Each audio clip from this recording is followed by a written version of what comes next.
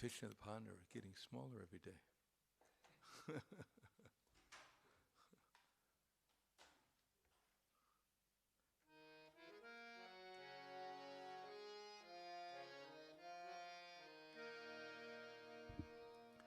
Jaya Radha Madhava Jaya Kunja Bihari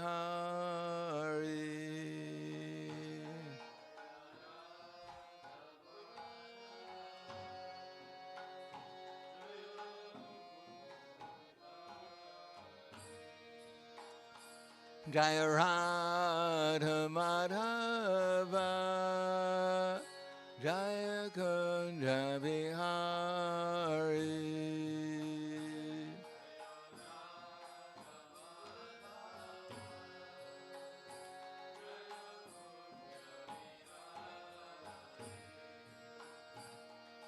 Gopijana Vallabha Girivardhari Jaya Girivardhari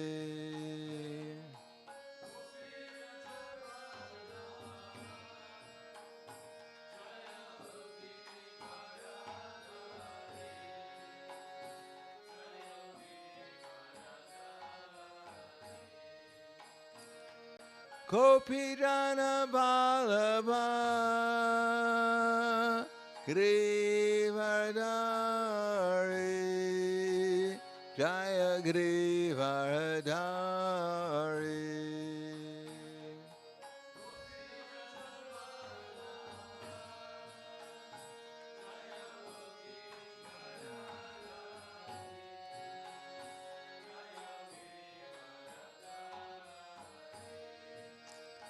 Yasodanandana Brajadhanaranjana Jaya Brajadhanaranjana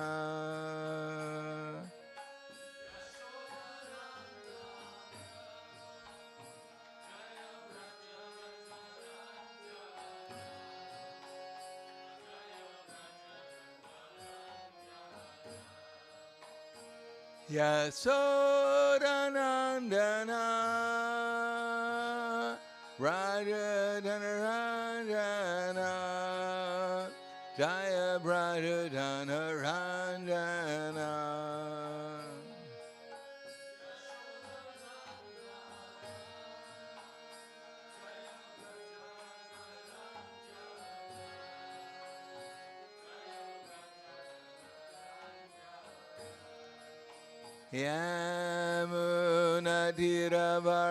Yamunatiravarachari Jaya Kunja Bihari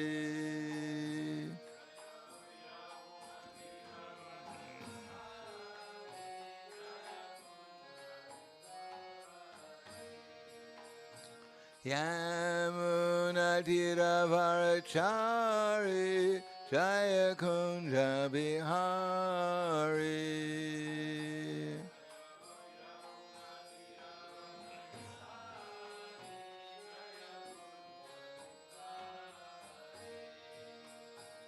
Radha Madhava Jaya Kunja Bihari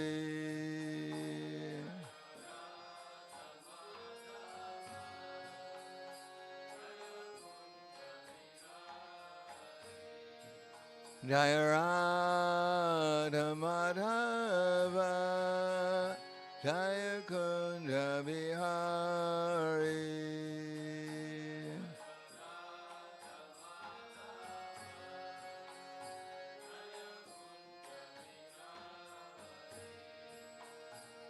Gopijana Vallabha Girivardhari Jaya Girivardhari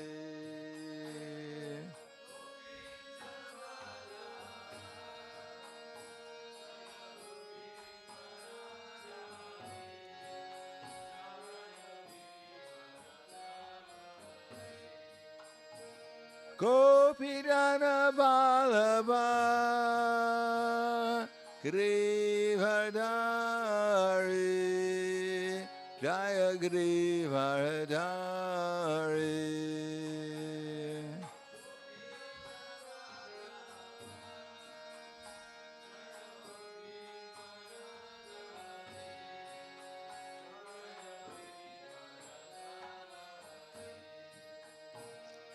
Kopijana Vallabha Girivardhari Jaya Girivardhari.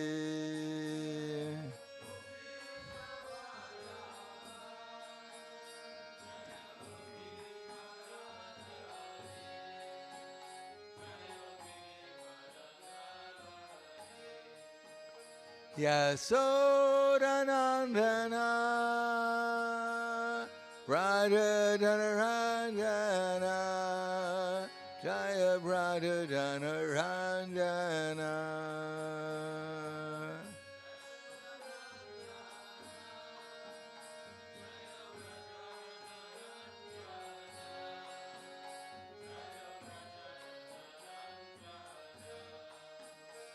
Yasodanandana Radha-dana-ranjana Jaya Radha-dana-ranjana.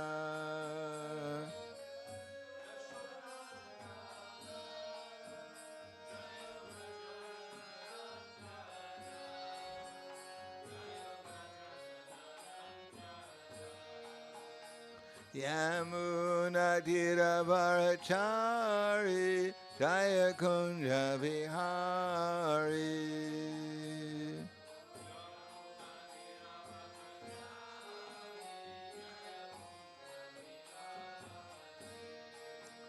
Yamunatiravarachari Jaya Kunja Vihari.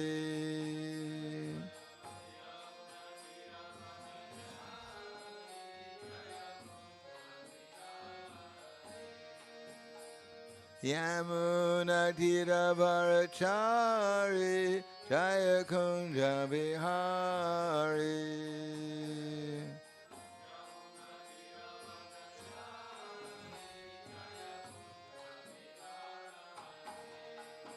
Radha Madhava Jaya Kunja Vihari.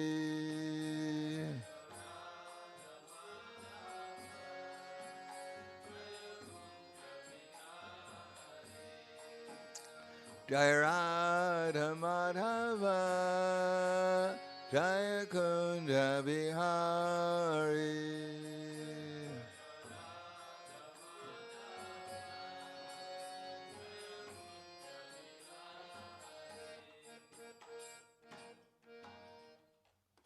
Jai Om Vishnupad Brahmhangsa Brahmadakasharya Asadhara Situshi Shiman His Divine Grace Shalasi Bhaktivedanta Swami Raj Srila Prabhupada Ki Jai. Gaur Premanande Haribo Slava Zabrani Bhakta Slava Shri Guru Shri Grangi Mom Vishnu Padaya Krishna Prasthaya Bhute Srimate Bhaktivedanta Swami Tanamane Namaste Saraswati Deve Gauravani Pacharane Nirvishesha Srinivadi Paskyatyade Siddharne Om Agyanatvanandasya Gyananjana Salakaya Chaksurun Militam Yena Tasmai Shri Gurave Namaha Shri Chaitanya Manobhishtam Stapitam Yena Bhutale Swayam Rupa Kadamayam Dadati Swapadantikam Vandeham Shri Guru Shri Yuta Parakamalam Shri Guru Vaishnavam Cha Shri Rupam Sagrajatam Sahagana Raghunatam Vidham Tam Sajivam Sadvaitam Savadutam Prijana Saitam Krishna Chaitanya Devam Shri Radha Krishna Padan Sahagana Lalita Shri Vasakans Vitams Cha Hey Krishna Karna Sindho Dinabandho Jagatpate Gopesha Gopika Kanta Radha Kanta Namostute Tapta Kanchana Gaurangi Radhe Vrindavaneshwari Prishubhanu Siddhadevi Pranamami Hari Priye Vanchakapa Trubhyascha Kripa Sindhuvyevacha Patidanam Bhavanebhyo Vaishnavebhyo Namo Namaha Shri Krishna Chaitanya Pranitananda Shri Advaita Gadadhar Shivasati Gaur Bhaktivinoda Hare Krishna Krishna Krishna Hare Hare Hare Rama Rama Rama Hare Hare Om Namo Bhagavate Vasudevaya Om Namo Bhagavate Vasudevaya Om Namo Bhagavate Vasudevaya Srimad Bhagavatam, Canto 8, Chapter 5, The Demigod's Appeal to the Lord, text number 32. Pado mahiyam svakritaiva yasya Chatur vido yatrahi bhuta sargaha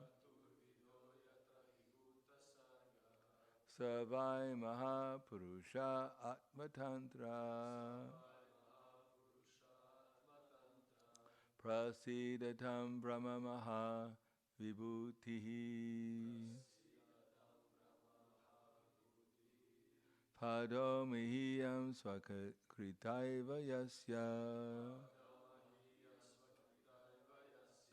Chatur Vido Yatrahi Bhuta Sargaha Savai Mahapurusha Atmatantra Prasidatam Brahma Maha Vibhutihi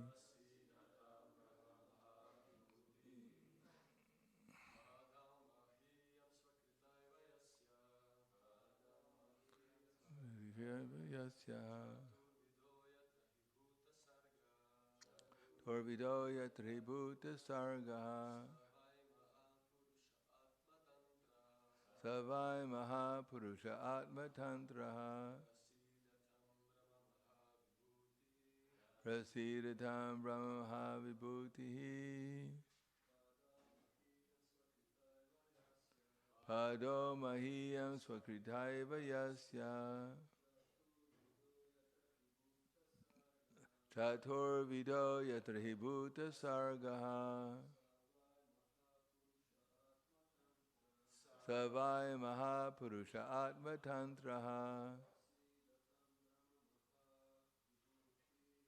Prasidatam Brahma Mahavibhutihi Pado His lotus feet Mahi the earth Iyam this Swakrita created by himself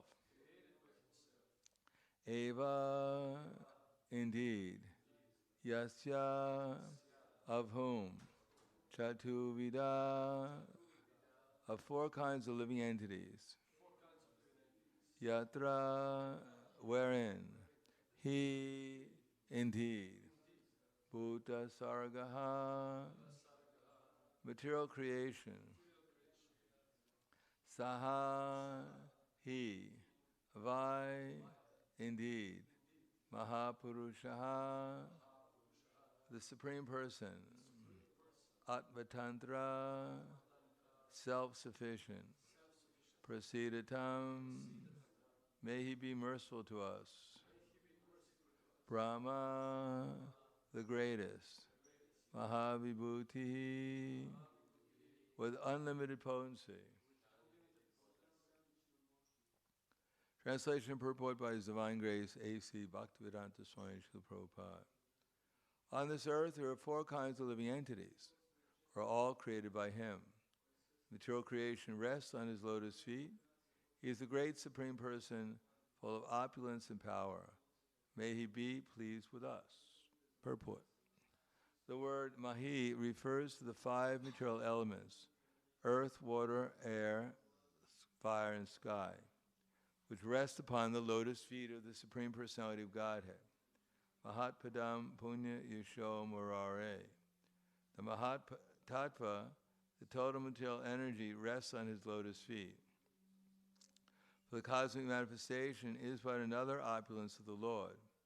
In this cosmic manifestation, there are 4 kinds of living entities. Jarayu Ja, those born from embryos. Andaja, those born from eggs. Sweta Ja, those born from perspiration.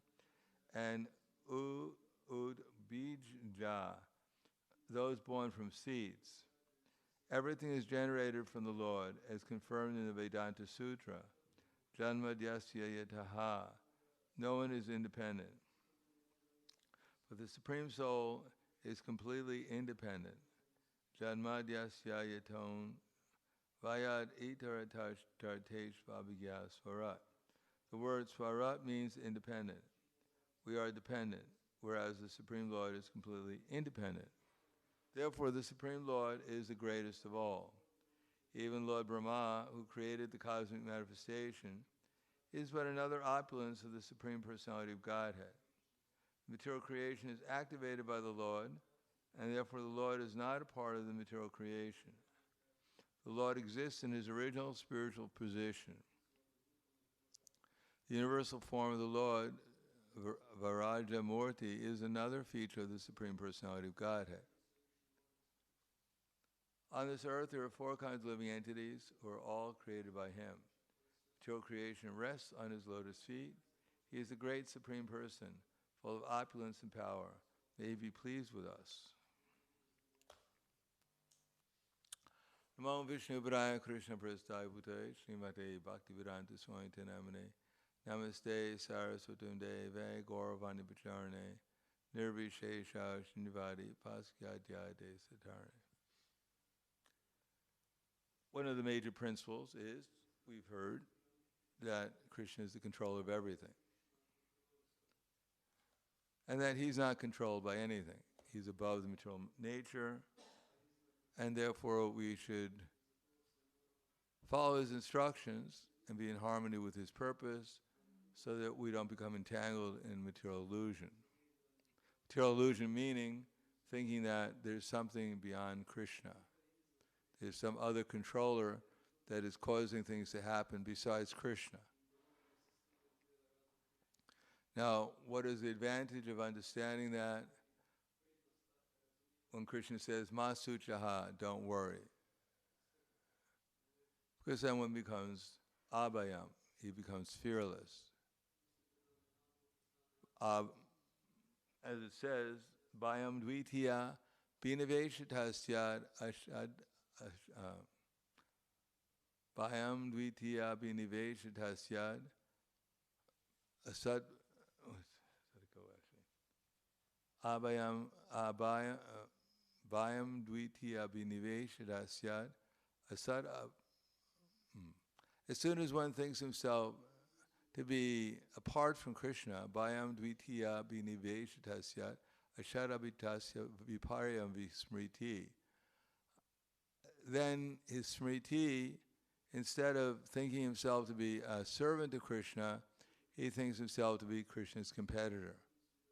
That I am controlling part of the material world, and part of the material world is here for my enjoyment. Krishna is a controller perhaps, but I'm also a controller, independently of Krishna. So that desire or that thought of becoming an independent controller of Krishna, beyond Krishna, in other words, we have the capacity to desire, and Krishna is so kind as to fulfill our desire.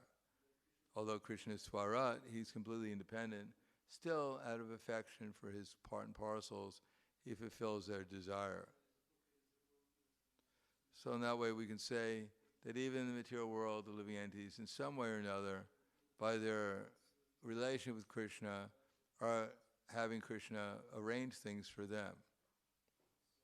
Of course, this arrangement is illusory, and therefore it's more or less asking the prison keeper to make a certain arrangements for which prison cell you want to live in.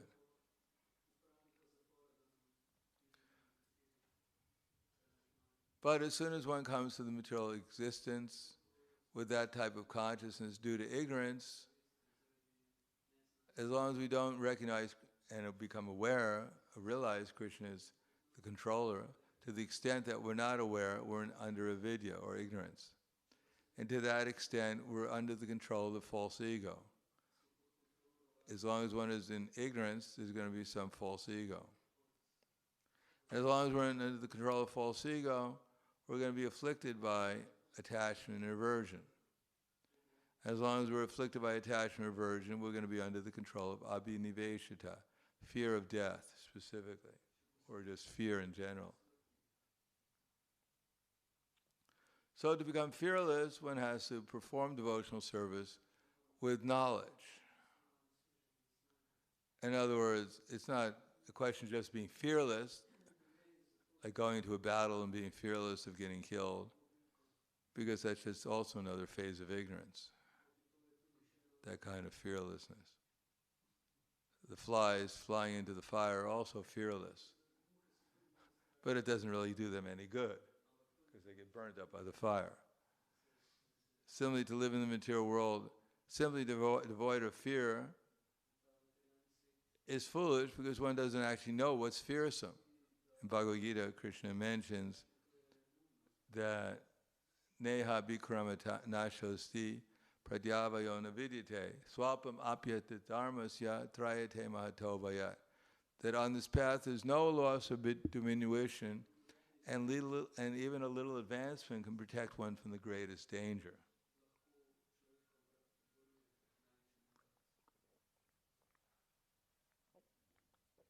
Neha bikramanashosti pratyavayo navidyate swapam apyasta dharmasya trayate mahato bhayat. So there is danger in the material world, but the greatest danger, the greatest bhaya, the greatest fear is to go back into the lower species of life. Of course we think that's not possible, but tell that to all the plants and the trees and the insects and the grasshoppers. They all thought that was impossible. There's some fanatics, Hare Krishna, telling them about reincarnation. But now they're hopping along in the grass. So that's considered the greatest danger because there's no possibility of liberation in such a state of consciousness.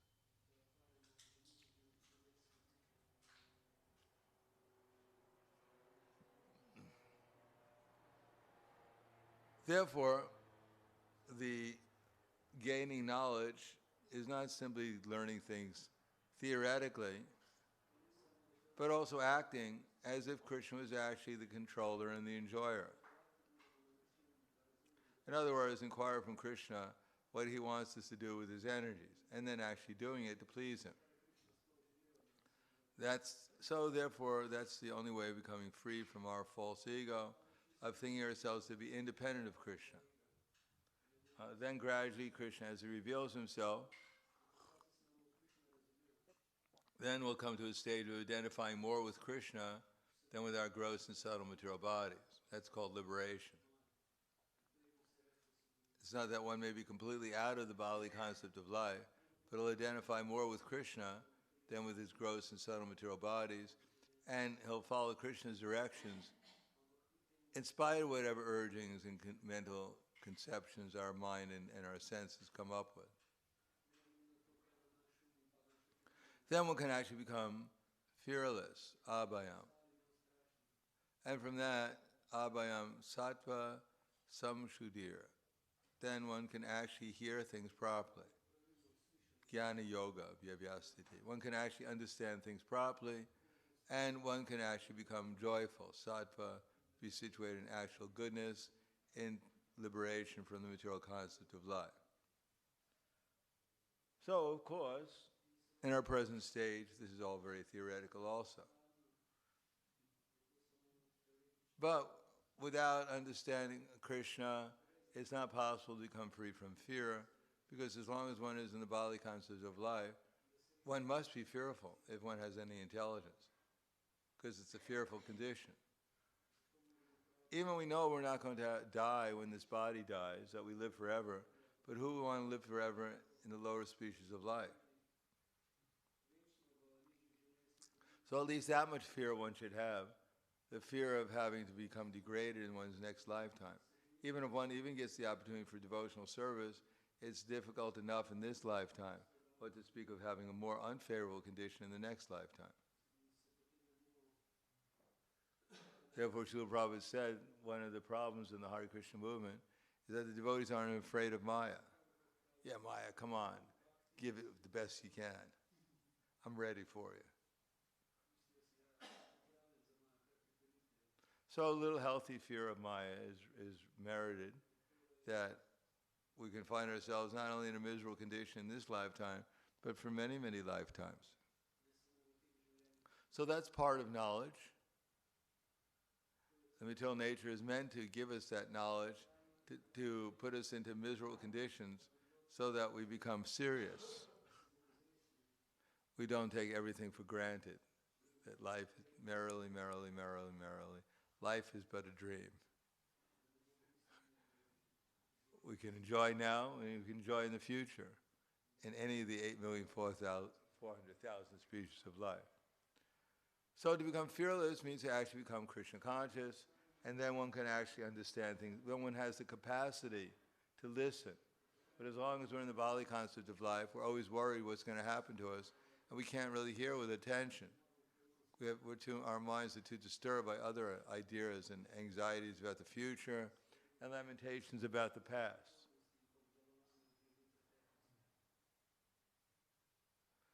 And if one can hear properly, then one can give up one's false ego and identify oneself with Krishna and perform devotional service, and then real knowledge and enlightenment will come. Jnana, yoga, vyasiti. And one can actually experience Krishna consciousness. Shuddha sattva, abhyam sattva samshuddhir, pure goodness, and experience transcendental happiness.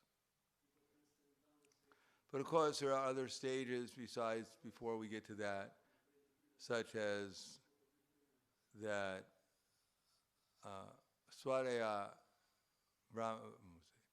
abhyam sattva samshuddhir jnana yoga vyastiti dhanam dhammas tajagnascha swadaya tapa arjavam.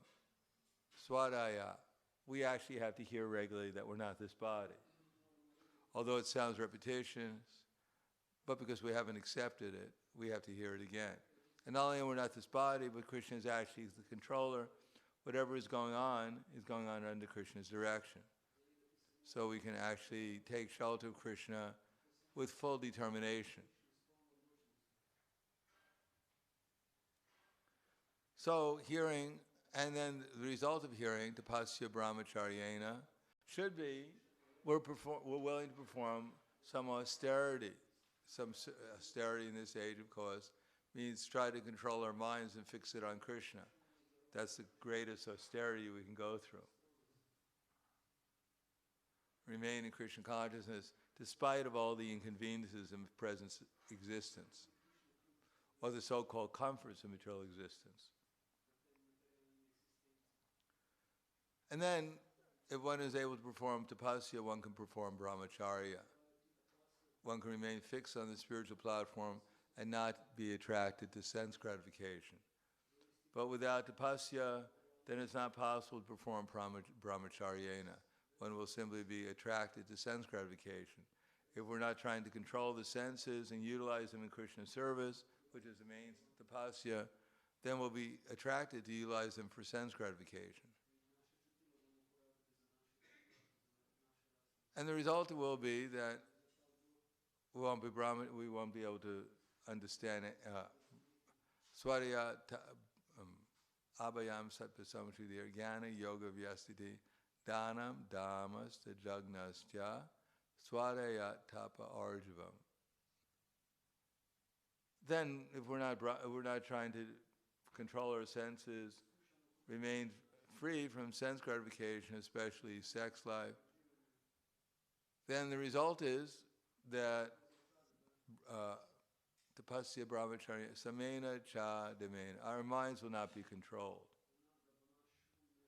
And if our minds are not controlled, then our senses won't be controlled. And if our senses are not controlled, then we'll be subjected to the lower modes of material nature. It says, chewing the chewed. So it's not something, we just take for, Krishna's a controller, a big deal. We heard that millions of times. We're not this body. But as long as we don't take it seriously, then that's what it is. We just take it as something not very important to hear about. We've heard it a million times.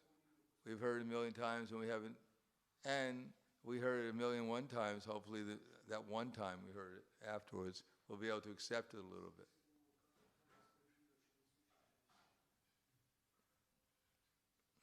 And if one can perform brahmacharya, swadhyaya, if one gets some knowledge, then one's dana, dhammas, and jagya, that one will perform his activities at a sacrifice for Krishna.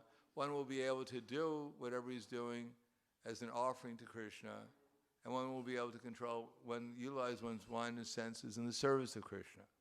But if one can't accept that, if one is too much disturbed by desires for sense gratification and doesn't want to perform the austerity of fixing the mind upon Krishna and controlling the senses, then one has to practice household life, where one gets a chance to perform, hopefully, some sense and mind control, sit down with the family morning and evening, chant Hare Krishna together, even if one is not in a temple. Of course, if we are in a temple, we should also hear and chant about Krishna regularly. Not that I'm living in the temple, so I'm immune to Maya. Maya can't touch me because she's not allowed to enter into the Hare Krishna temple. Now Maya has a free pass here also. She lives here also.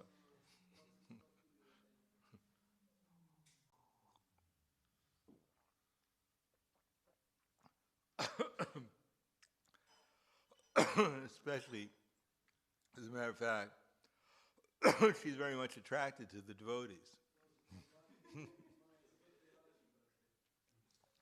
Yoga's chalati manasa. For her, it's a special challenge to have them fall into Maya. For an ordinary living entity, she doesn't get much credit. She doesn't have to take much effort. But for her, it's good practice getting the devotees to fall into Maya. Therefore, she especially works on the devotees, those aspiring to become devotees, to deviate them, to make sure that they're serious, that one develops sincerity, seriousness to follow the process by the mercy of Maya. Because Maya will give one so many opportunities to fall into Maya. And only one who's sincere and serious will be able to avoid those things. Only one is sincere in practicing devotional service and becomes convinced by the process that falling into Maya is not a good idea. Instead, one should constantly engage in Krishna's service and think about Krishna. Then one will be able to control the mind and senses, and one's life becomes one of sacrifice to Krishna. And one will be able to give everything to Krishna.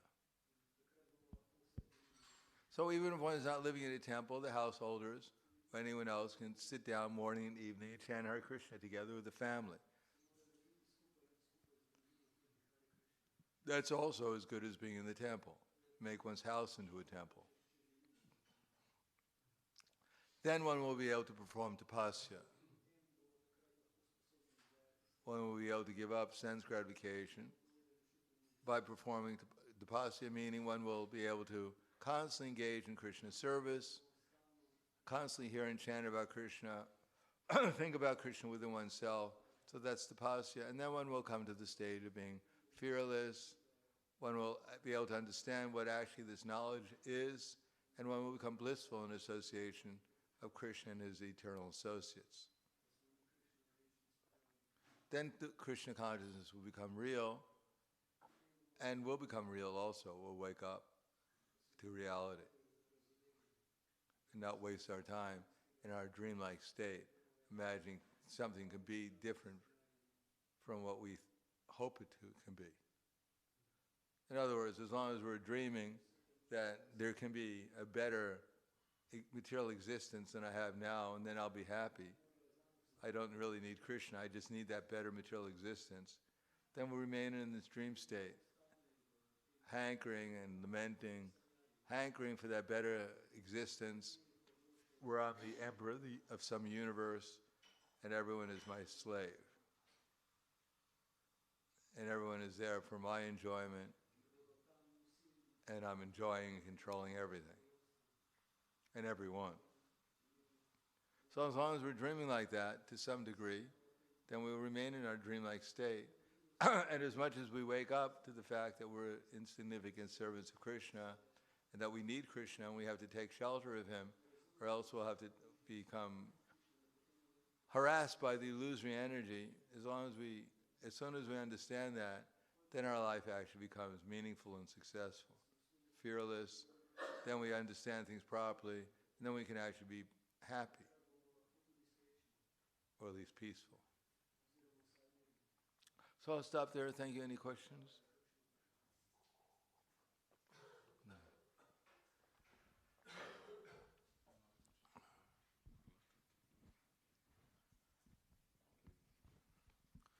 Hare Krishna Maharaj. Can someone attain this, that he will accept to do this tapasa and all this, without studying Vedas, just by household life, or does it has to go together? Well, considering we've studied so much nonsense, as soon as we stop hearing about Krishna, then we'll just hear our minds talking all kinds of nonsense. And if our mind's not talking nonsense, certainly our family members will talk nonsense to us. If they don't talk, and besides that nonsense, we'll read the newspaper, we'll hear the news, we'll be overwhelmed by all kinds of mental speculations and conceptions of sense gratification. So, if we don't keep on hearing, then we'll forget. We're already forgetting. We hear the class, we walk out, we forget everything that was said. We come back the next day, maybe we'll hear the same thing again, and maybe when we walk out, we'll remember something. So as soon as we stop hearing about Krishna, then our minds will flood us with so many ideas, and other external forces will flood us with so many ideas, and that's what we'll remember, and that's what we'll do. The transcendental sound has potency, and at least it can keep us above the material energy because of the potency of hearing.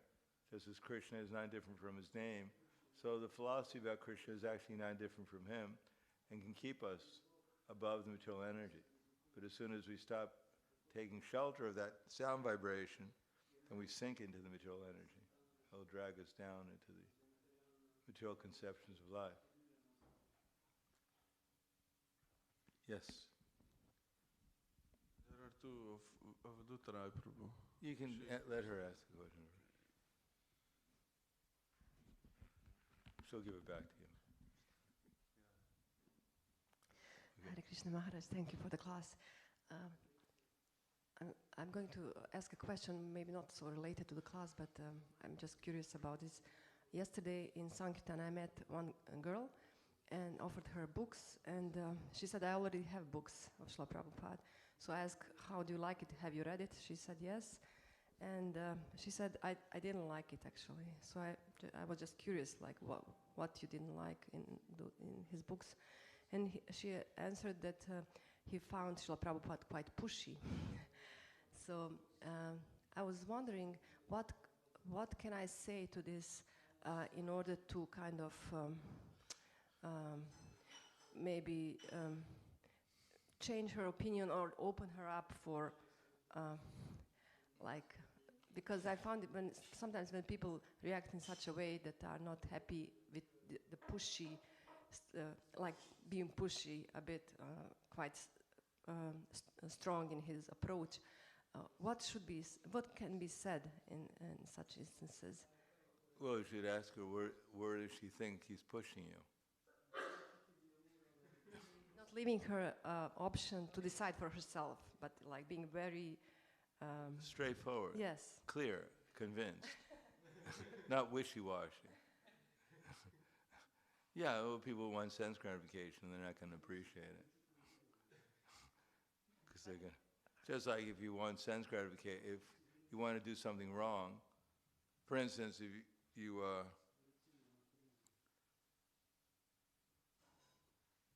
want to rob a bank and there's too many policemen around, you don't like the policemen. They wish they'd go away. So you want to enjoy the material energy and someone's telling you what's going to happen, you don't like to hear about it. So what to do? Anyhow, she got the opportunity.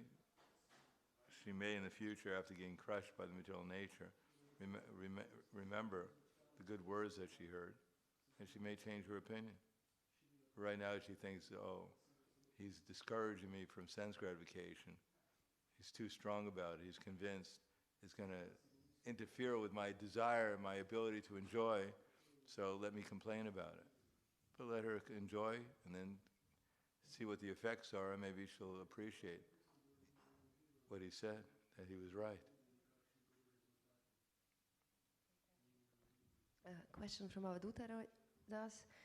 Vishwanath Chakravarti Thakur writes, the soul is never totally covered by either the external potency of Maya, Bahiranga Maya Shaktya, or the internal spiritual potency Antaranga Chit Shaktya.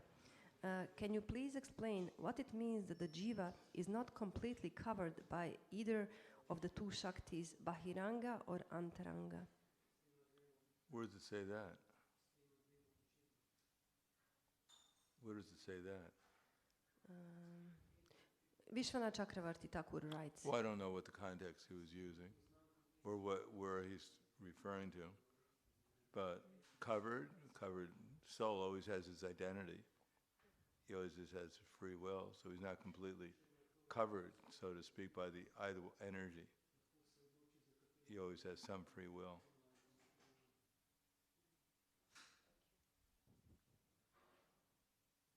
Another question of Avadhuta Rai. If I remember well, once you said Maya helps the devotees, and today you said we have to be afraid of her. When Maya will begin to help, how long we have to fear Maya? Well, Maya helps by reminding us of Krishna. Maya helps by putting us into misery so that we eventually realize, or we become inquisitive, why am I suffering? And that way she leads us to Krishna consciousness.